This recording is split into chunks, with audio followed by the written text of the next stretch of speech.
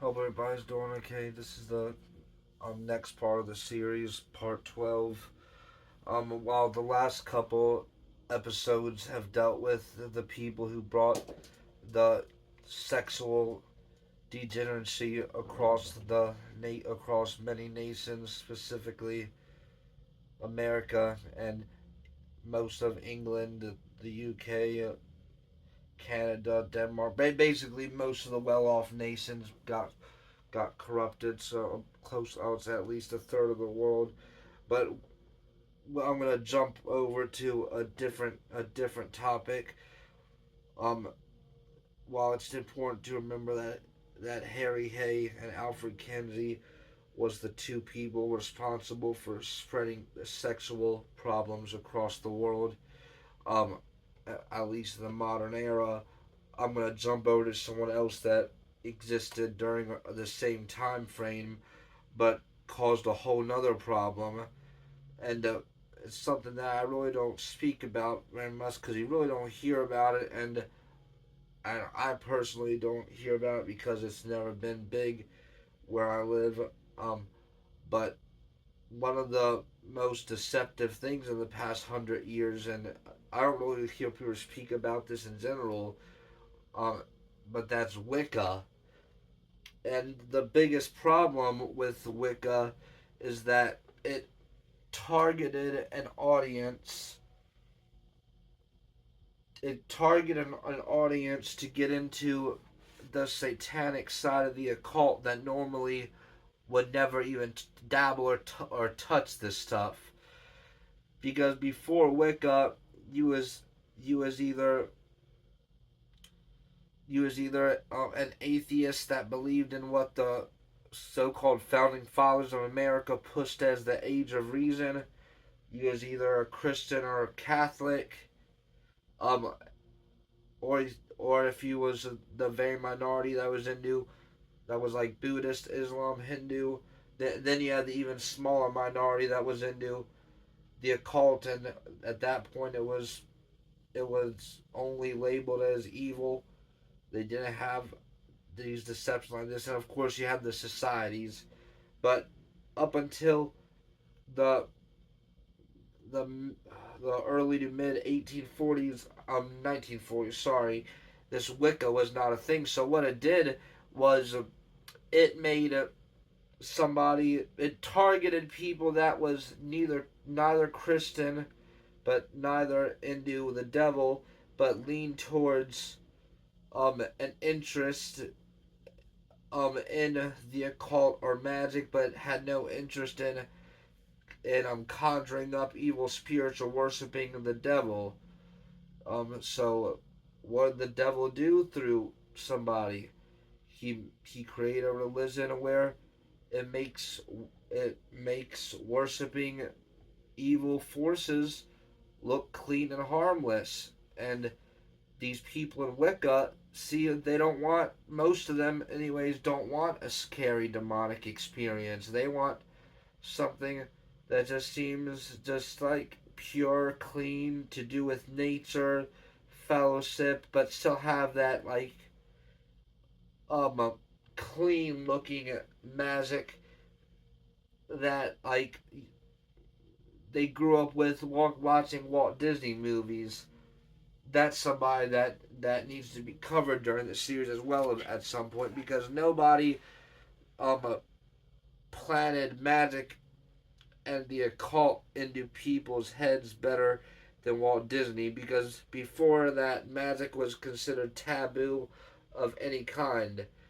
So these young people watch Disney movies, and they like, just like me when I was young, when I was little, when I heard the word magic, I didn't think it was anything terrible.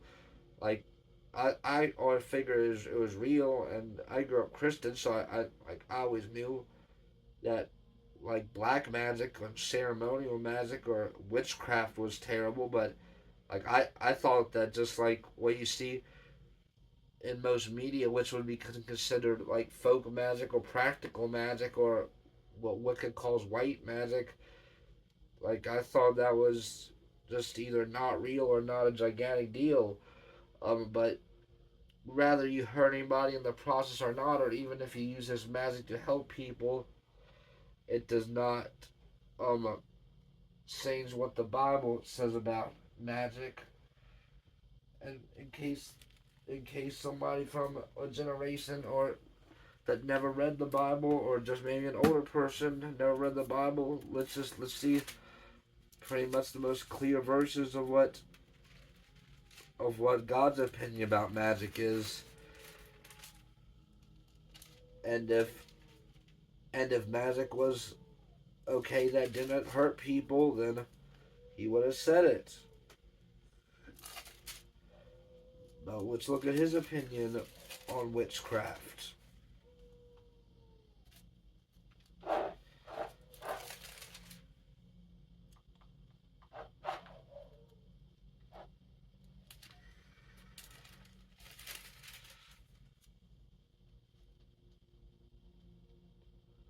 And while there's many verses that you could go to in the Bible, I'm gonna do what I tell people to try to do. So someone in the Old Testament and in the New, so they can't use the excuse, oh, but that was the under the Old Covenant. All right, Deuteronomy 18, starting with verse 9. When you come into the land which the Lord your God is giving you, you shall not learn to follow the abominations of those nations. There shall not be found among you anyone who makes his son or daughter pass through the fire. That means child sacrifice. Specifically, back then it was to Moloch. Or one who practices witchcraft, or a soothsayer, or one who interprets omens, or a sorcerer, or one who conjures spells, or a medium, or a spiritist, or one who calls up the dead. For all who do these things are an abomination to the Lord. And because of these abominations, the Lord your God drives them out from before you. You shall be blameless before the Lord your God. For these nations which you will dispose listen to soothsayers and diviners. But as for you, the Lord your God has not appointed such for you. Now we'll go to Revelation and see what the future is for the people that's willing to practice the witchcraft in any form. And you'll see the Bible does not make a difference on whether it's magic that is going to hurt somebody, or magic that could even take away someone's cancer or disease. No matter what the magic does, the end result of where you will end up is the same. And before I get into who started Wicca, people need to understand the biggest deception of Wicca.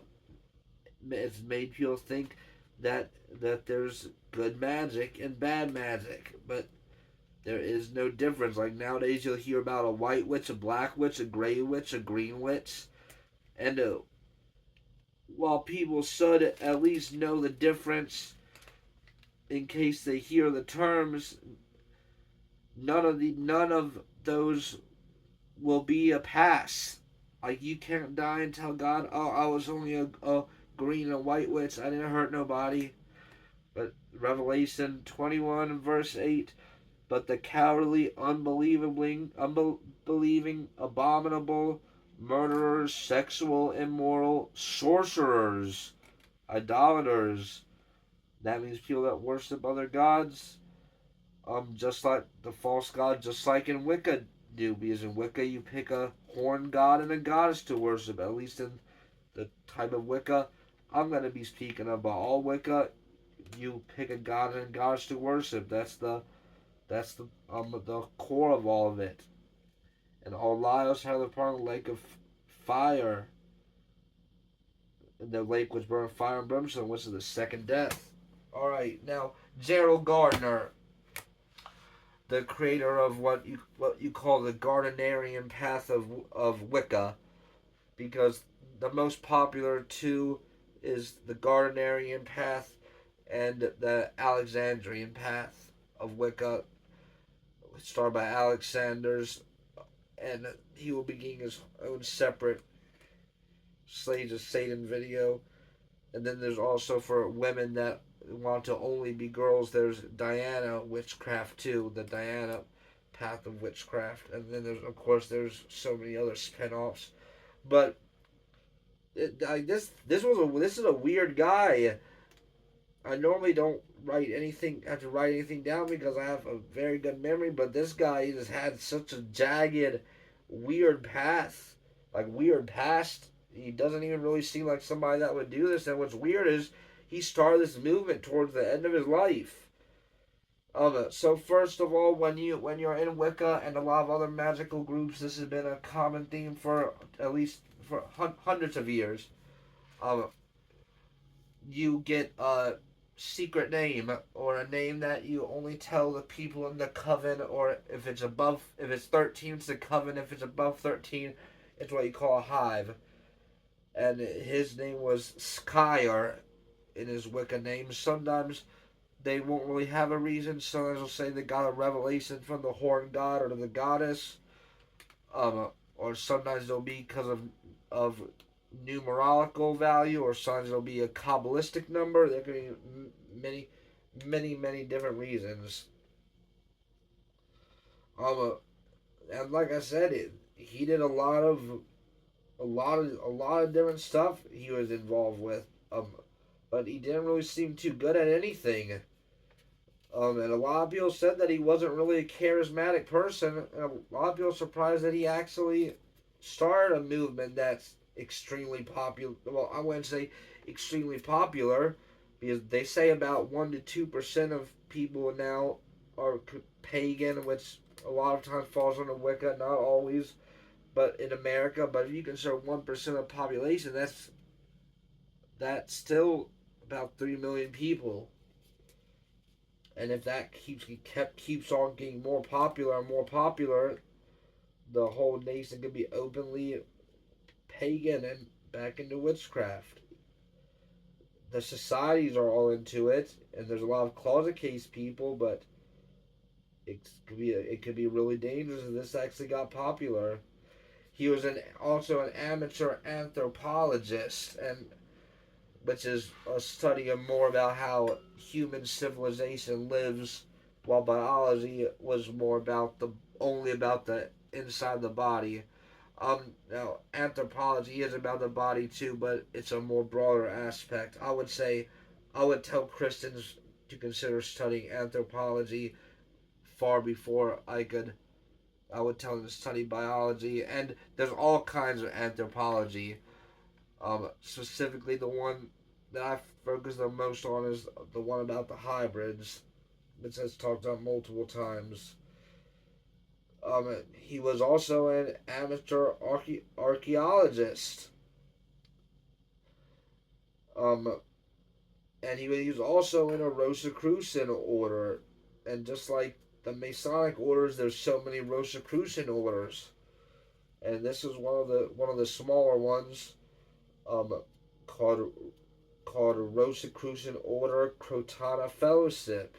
Now, what made this unique is that it was a Rosicrucian order that added Theosophy into the mix, which is the religion started by Helena Blavatsky, who part one to this series was about, because her and Aleister Crowley pioneered this whole new uh, age of Satan. He was a member of the New Forest Coven, which was uh, a coven of witches, not Wicca, because he was into all this other nonsense. Well, Wicca's nonsense too, but he's trying a lot of different things, which we'll see. He was also a third degree Royal Ark Freemason, and then apparently he quit after the third degree. But this is the important part, and of course you'll see the Crowley connection here too. He was a personal disciple of Aleister Crowley, meaning that he met him in person. Just like I said, Harry Hay was a personal disciple, but Alfred Kinsey was a follower of him, not a personal student that met with him in person. And we'll talk about how Crowley influenced the doctrine of Wicca more as we go on. Um, and we're also gonna see how he was not only about Wicca, and we'll see the bigger deception of Wicca as we go on. He was he also managed. He was the director of the Museum of Magic and Witchcraft.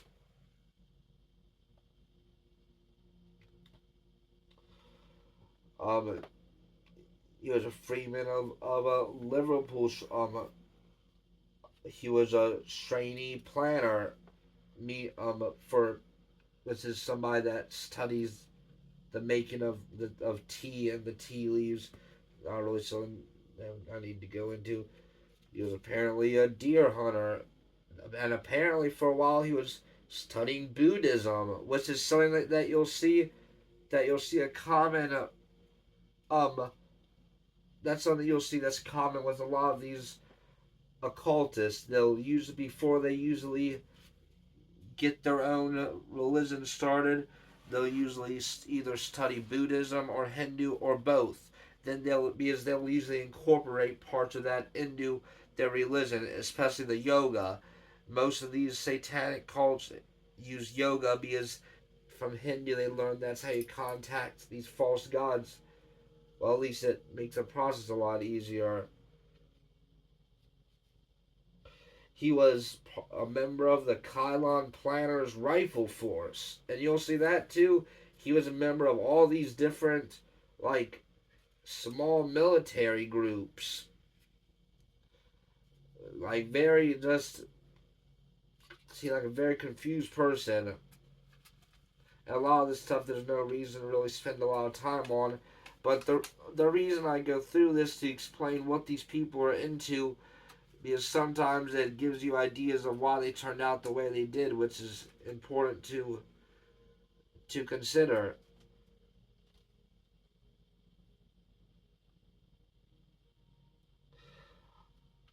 He was a member of the Legion of Frentsmen, which is another type of military group. He was interested in indigenous life, which is which is a lot of times related to the ancient Indians, and people that are interested in that usually is because they know that they knew things about calling upon the spirits, and they were a lot of the Indians were deceived. They were calling on the spirit of their ancestors.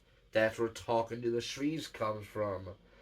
But but they were talking to what you would call a familiar spirit too, a spirit that portrays a dead relative or someone you knew. I made a whole video about that.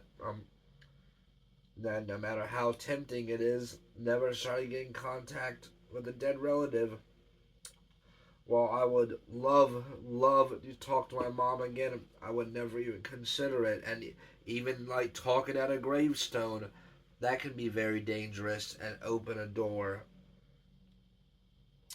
And you'll see that this guy was into like weapons too a lot. That's probably why he joined all these different militia groups. He was into a weapon called the Sumptian, which is like one of those old weapons that you like blow something out of, and it would be like a poisonous dart or a tranquilizer dart. He studied that. Um, he studied Sahada Islam, and that's something you don't really see these people study. So, like I said, this is a really weird, just a weird man. He was apparently had an obsession with Chris ritual knives, which is an ancient knife that was used for ritualistic purposes, but it's skinny and has like curves, kind of looks like a wand. He was in the Malay States Volunteer Rifles Association. He was also in voluntary aid detachment, and I don't want to just judge everything about somebody just because I can prove that they were under the influence of Satan. But a lot of these people that have a desire to join these military groups, it's because it gives you legal reason to murder somebody. That's what I strongly believe. Because a lot of the most evil and violent people I've ever met, they've always talked about wanting to join the military, and I believe that's one of the reasons. Because a lot of these fantasies that play out in their head about wanting to kill somebody, and they know that it's a legal way to go, take a gun and just start blowing.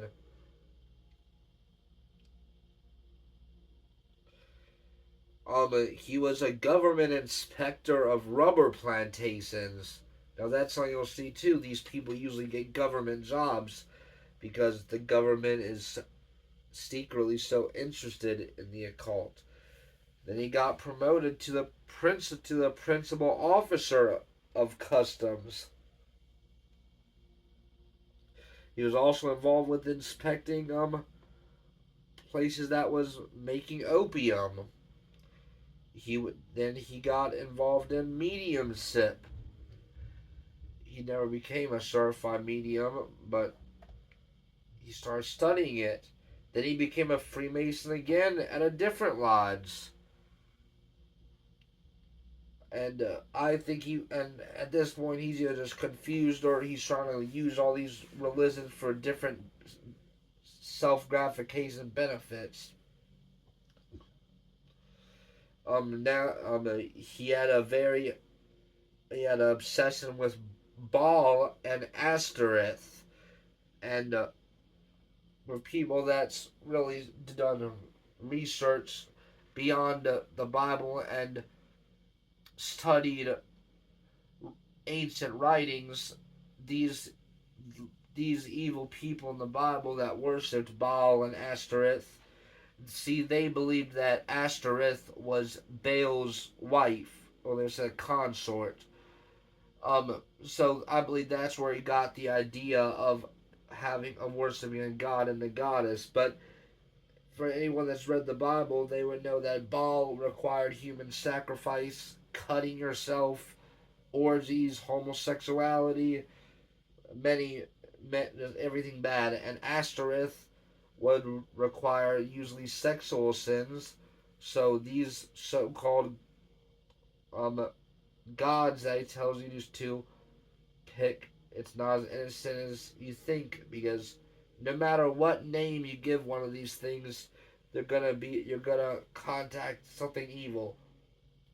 And he was also a nudist, and I'll get into that a little bit later. But I believe that's why Wicca incorporated a lot of things that you do while you're naked.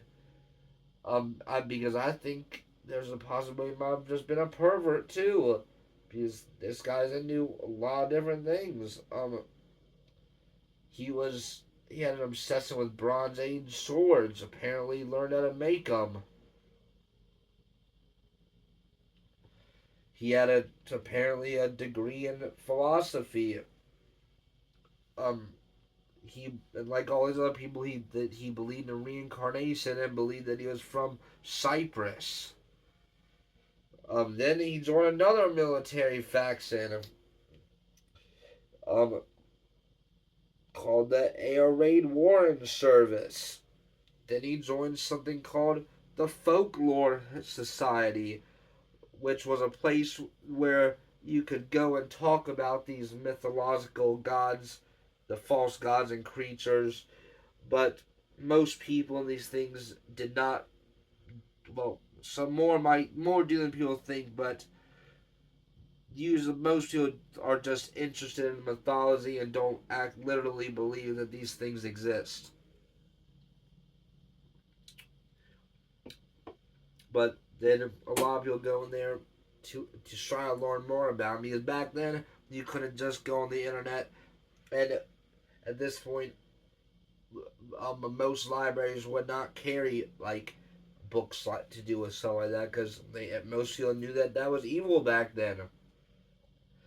He joined the Historical Association. He was the co-president of it. Then he joined another military faction called the Air Raid Precautions. He was a warden. Then he joined the local defense volunteers. Then after that, he developed an interest in making Molotov cocktails. Like this, like I don't know if he was good at anything, but this is quite a resume.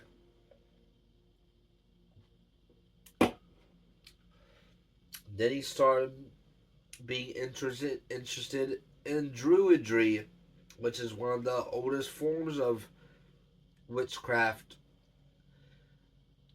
And that's part of the origin of the occult Samhain, which is actually Halloween. The Druids would meet at Stoneheads and then do very evil things, but that's just way too much to get into right now. We'll get more into Druidry here in a little bit later.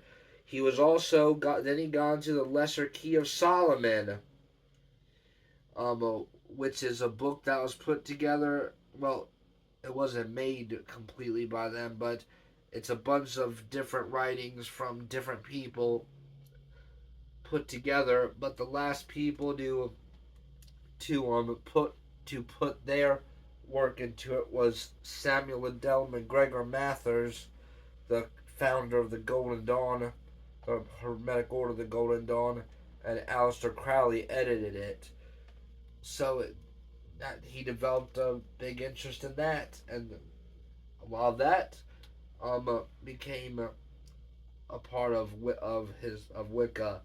Then after that, he became interested in esoteric Christianity and became a priest.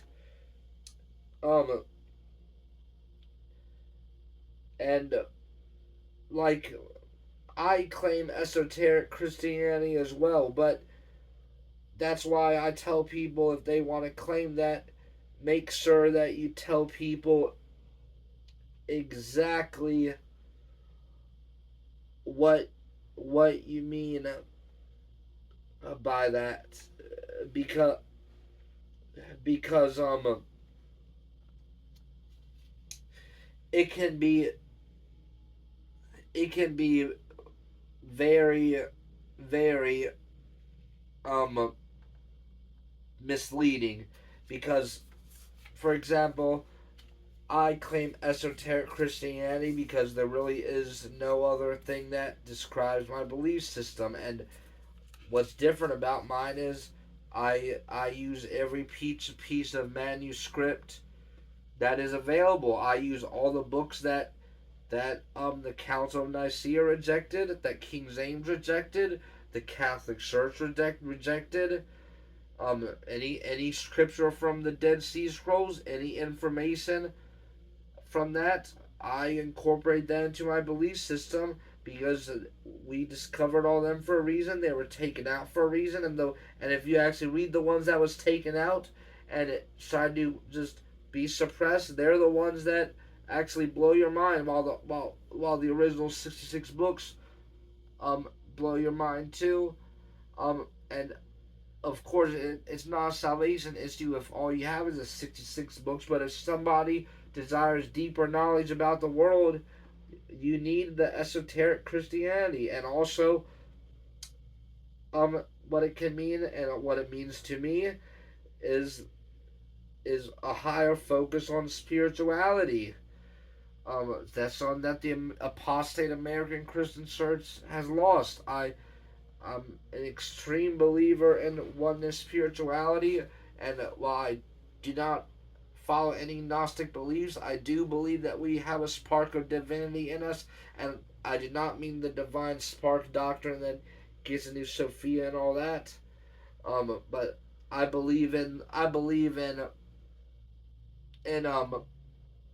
human potential a lot more than the regular Christian would. I believe in the pineal gland, which some people call the third eye. It doesn't really matter to me if you call it the third eye or the pineal gland, but God will not give us a part of our brain to use just to sabotage ourselves into Satanism.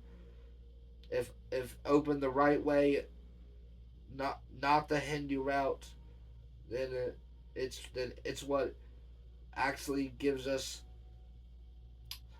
That's when we know that we have the divine spark of Jesus Christ hidden within us. If somebody wants to raise their higher causes, they want to be able to have a better memory. If they want to become smarter, if they want to have a better sense of perception, improve everything, their vision, their hearing, their memory, everything. Then the two things that is the key is speaking in tongues and the pineal gland. And but as far as doctrine, I believe in the oneness Pentecostal doctrine, and of course I believe in the basic salvation of the Christian doctrine. But I believe in also showing they have to try your best to obey the commandments, not only believe. I believe in that the Lord Jesus Christ was God and that He died for you to cleanse your sins. And then I believe if you actually love the Father, then you will honor Him by trying your hardest to strive to live a perfect life. Um, he was a priest that and what they called the ancient British Church was some like New Age before they had New Age. Then for a while he got very into monotheism, which is another um contradiction because Wicca completely contradicts monotheism. Monotheism is Christianity, specifically oneness Christianity, where you completely believe that Jesus Christ was the Father at the same time that He was the Son, and rejecting the Trinity doctrine. So, like I said, this is a confusing person. Um, and something that was unique about him as a person, because I've said it multiple times. Almost every time these people, they usually be bisexual because Satan is into confusion. So they usually make people confused about their sexuality. They normally won't be completely lesbian or completely gay. They'll might lean towards one, but they'll usually be bi. But he's one of the only occultists I've ever heard of who was apparently they labeled him as homophobia, and that's fine with me because I can his homosexuality is completely of the devil. But it's just odd that you have an occultist that was that.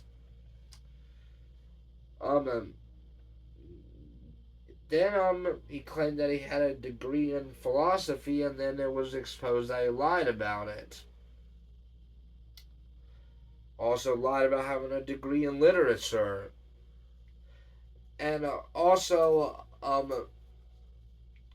even though his name was Gerald Gardner, the Gardnerian path of Wicca was most likely copied from Cochrane's craft, which is also called Cochranism or the Clan of Tubal Cain. It was Robert Cochrane. So this guy is not very original, and they say, like I said, they said he was not really a charismatic person. It's odd that he was able to create such a big movement. While my studies show Alex Sanders was who really blew it off. Um, this guy did start it. Um, and and Robert Cochrane, who he copied off of, was British traditional Wicca. Um, uh, he called Robert Gerald Gardner called it a mystery cult because it was invitation only, and now, like I said, pretty much the requirement was believing in what a horned god, which was the male god, then believing in a fertility goddess, which is typically like some moon goddess or something. But notice how he specifically implied a horned god, and by that I believe they secretly meant the Baphomet. And we're going to have more evidence about that here in a little bit.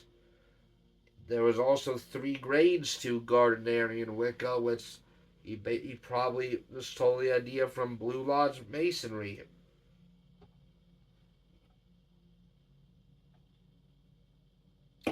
He is part of another occult organization called the Ancient Druid Order, and apparently even participated in meeting with them at Stonehenge. And I don't think he did it on Halloween or Samhain, but he definitely went there with them, with at suspicion that he might have participated in human sacrifice, because that's what they do.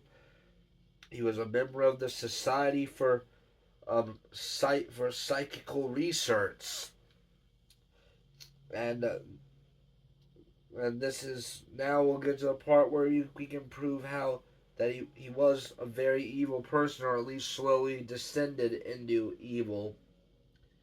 He was in the OTO, the Ordo Temple Ortientis, which was Aleister Crowley's group that he became the international leader of. He was a rank 4 of the OTO, while other sources claim that he was a rank 7.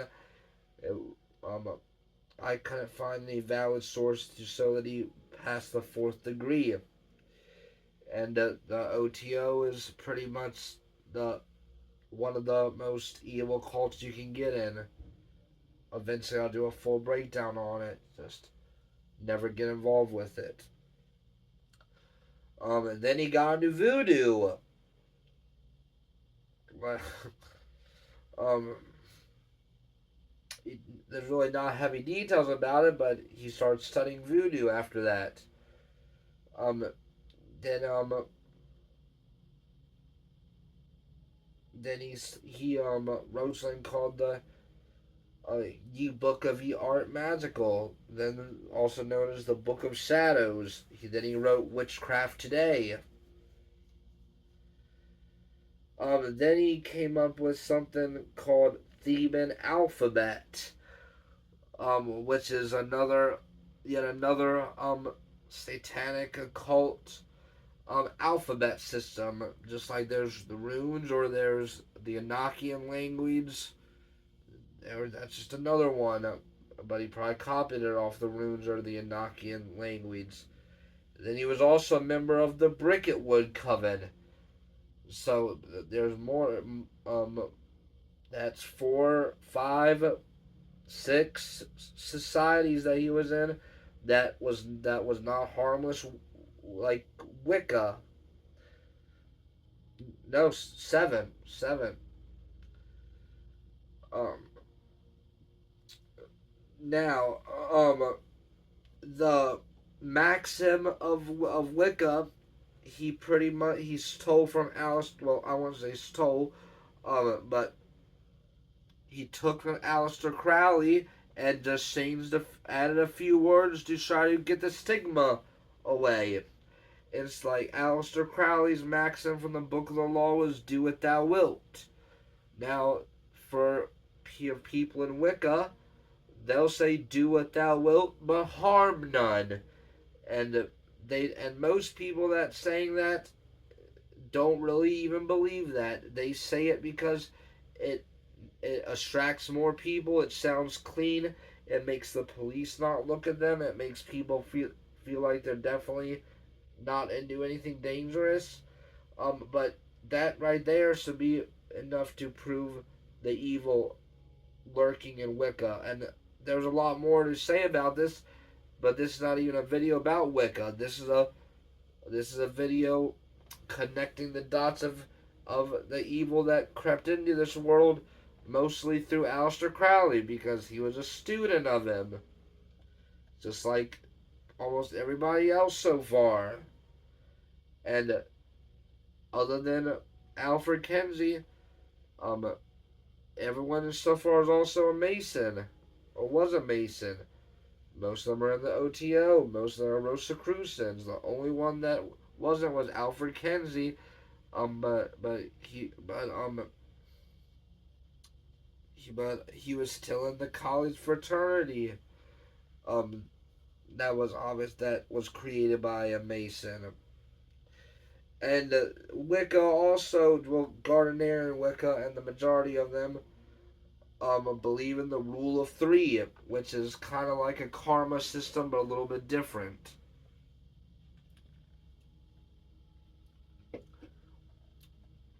The difference is the rule of three. They believe anything that you do will come back on you multiplied by three. So instead of and I don't believe in karma. It's a pagan doctrine. It's I believe Hindus started it. Might have been sooner, but it's not a Christian doctrine.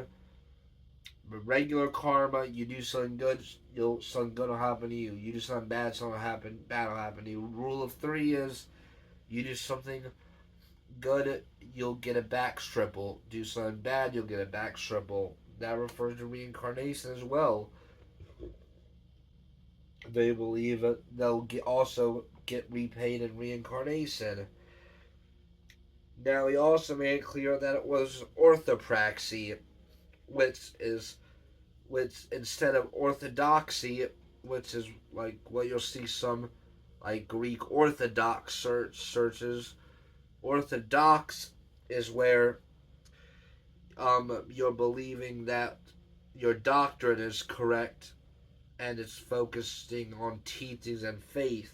But orthopraxy um, is actually doing something physically and believing that what you're doing that whatever doctrine you're doing is that is not just studying or reading.